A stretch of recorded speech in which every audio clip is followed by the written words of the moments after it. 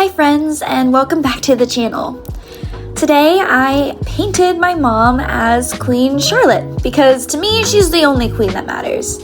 I know earlier this month it was Mother's Day, and this piece and this video is dedicated to my mom and how much I appreciate her. So Mother's Day has come and gone. For most people it ends with a brunch reservation, a heartfelt card, maybe a quick post on social media. But this year I wasn't quite ready. While others were sharing photos and flowers and sentimental captions, I was still hunched over my digital tablet, carefully adding brushstrokes to this illustration that I started a few days earlier. A portrait that wasn't just about honoring my mom, but it was about elevating her. I wasn't just painting her likeness, I was painting her as a queen. Specifically, I created a digital painting of my mother in the style of Queen Charlotte, inspired by the hit Netflix series connected to the Bridgerton universe. Imagine her seated in a serene, blooming garden, dressed in elaborate Regency-era finery with a soft but commanding gaze.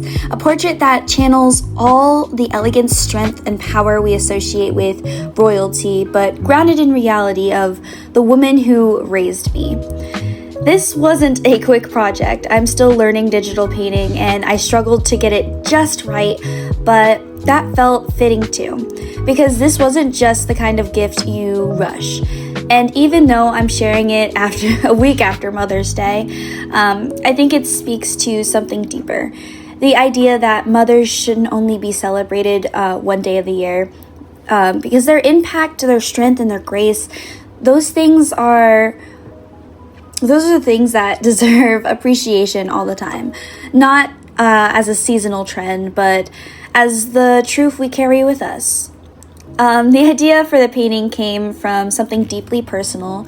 My mom and I have always bonded over royal history. It started with documentaries about the British royal family, hours spent dissecting drama, leading to absurd protocols, side-eyeing the golden carriages, and especially we're both obsessed with the history and the story of Princess Diana. She truly was like the people's princess, and that's someone we both connect and bond over, and will forever try to keep researching and everything. And when Bridgerton came out, we fell into that world too. More so me than her, but she definitely found some interest in the series.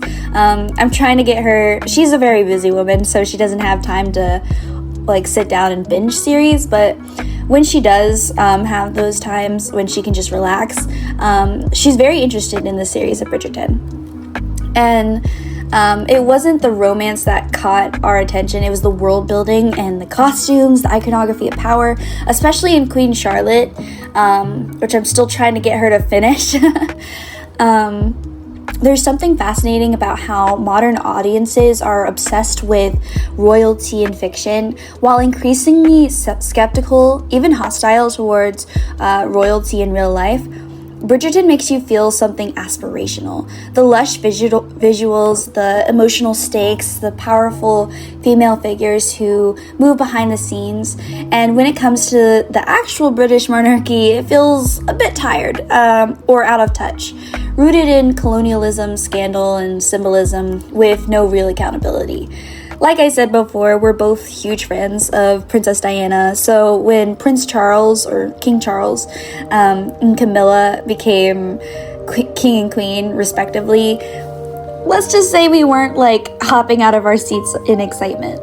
We don't admire them, we admire what they represent in our imaginations. That's the disconnect. Fictional queens like Charlotte and Bridgerton embody grace, intellect, and quiet power.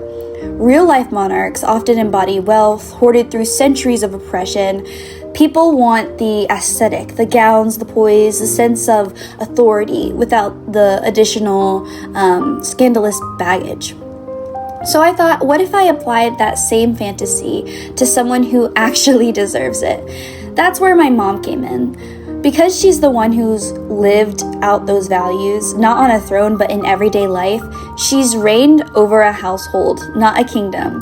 She's made sacrifices, not headlines.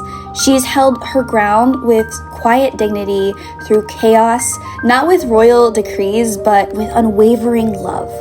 She taught me resilience, she taught me grace, and she taught me the power of silence and strength in soft things. She is in every way the queen of the world, and yet no one would ever paint her like one. Well, until now. There was a personal time in my life where I had to deal with a situation that I needed immense support for. And she was right there by my side, and she went to everything that involved getting help and getting the recognition I deserved for that situation, and I can never thank her enough for that. Creating this painting was more than art. It was about recognition, because how often do we celebrate women like her in that way? We throw the word queen around casually, but it rarely depicts mothers, especially working class or immigrant mothers or single mothers, everyday mothers, or mothers with mental health issues. With the reverence we reserve for fictional monarchies or historical elites, why do we idolize people like the King of England or the President of the United States or the Pope, people who live above the world most of us actually inhabit, while ignoring the very real labor, wisdom, and grace of the women who hold families, communities, and futures together? Why do they get to hold gold frames and marble statues when the women who change our lives never even get a thank you card on time? That's why this project mattered so much to me. It's why I spent days agonizing over color, lighting, and fabric texture, and background florals. I wanted her to feel seen, not just as my mom, but as someone worthy of grandeur, because she is, because all moms are. This piece is deeply personal, but I hope it resonates universally, because we all know women, maybe your mother, maybe your grandmother, maybe someone else entirely, who should be sitting on a throne somewhere. Someone who deserves to have their royal story framed in beauty. Someone who wears her crown her invisible crown, but never takes it off. So yes, it's a week after Mother's Day, but honestly, that's perfect. This is a painting for every day, a portrait to remind her and everyone else that she is royal, and that her legacy isn't just in what she's done, but in how she's loved. That no tiara could ever outshine what she's built with her bare hands and boundless heart. We don't need new monarchs. We need to start honoring the ones already among us. And I hope when she sees this, she'll know what I've always known, that she is more than my mom. She is my queen. So I hope you enjoyed today's video. If you haven't yet, tell your mom you love her and that you truly appreciate the work she's done. So here is the finished piece. What do you guys think? Thank you guys so much for watching.